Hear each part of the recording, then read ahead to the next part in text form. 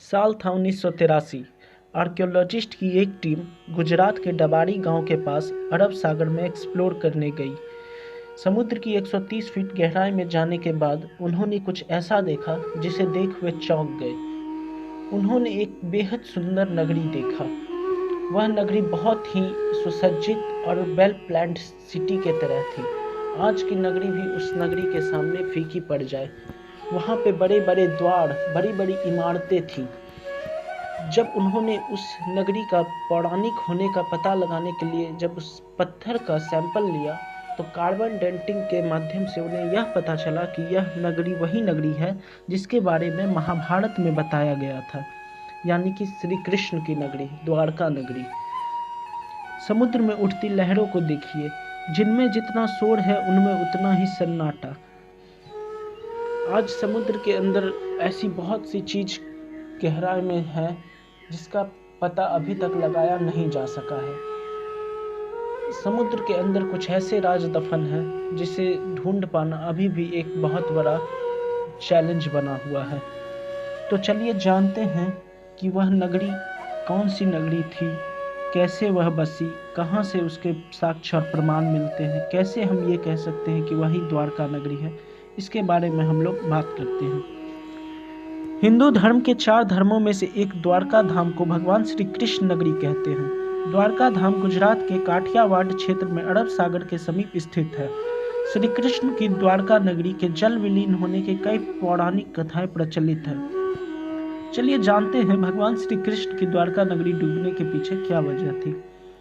पंडित इंद्रमणि घनश्याल बताते हैं, श्री कृष्ण की द्वारका नगरी के डूबने के पीछे मुख्य 2 कारणें थी। उनमें से पहला कारण था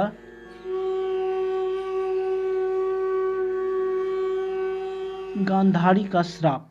पौराणिक कथा के अनुसार जरासंध द्वारा प्रजा पर होने वाले अत्याचारों को रोकने के लिए भगवान श्री कृष्ण को मथुरा छोड़कर चले जाना पड़ा था। श्री कृष्ण ने समुद्र किनारे अपनी एक दिव्य नगरी बसाई। इस नगरी का नाम द्वारका रखा। माना जाता है कि महाभारत के 36 वर्ष बाद द्वारका नगरी समुद्र में डूब गई थी। महाभारत में पांडव की विजय हुई और सभी कौरवों का नाश हो गया था। इसके बाद जब युधिष्ठिर को हस्तिनापुर का राज तिलक किया गया, उस समय श्री कृष्ण वहां मौजूद थे। तब गांधारी ने श्री कृष्ण को महाभारत युद्ध का दोषी ठहराते हुए भगवान श्री कृष्ण को श्राप दिया कि अगर मैंने अपने आराध्य की सच्चे मन से आराधना की है और मैंने अपना पत्नी व्रता धर्म निभाया है, तो जिस तरह से मेरे कुल का नाश हुआ है उसी तरह तुम्हारे कुल का नाश तुम्हारी आंखों के समक्ष होगा। कहते हैं इस श्राप की वजह से श्री कृष्ण की द्वारका नगरी पानी में समा गई। दूसरा कारण जो बताया जाता है वह ये था कि ऋषियों का श्राप। एक अन्य पौराणिक कथा के अनुसार एक बार महर्षि विश्वामित्र, देव ऋषि नारद, कर्ण द्वारका गए।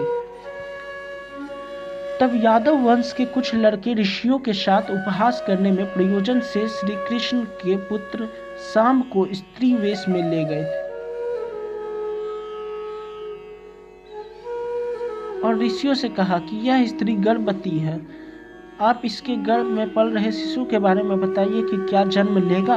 ऋषियों ने अपना अपमान होता देख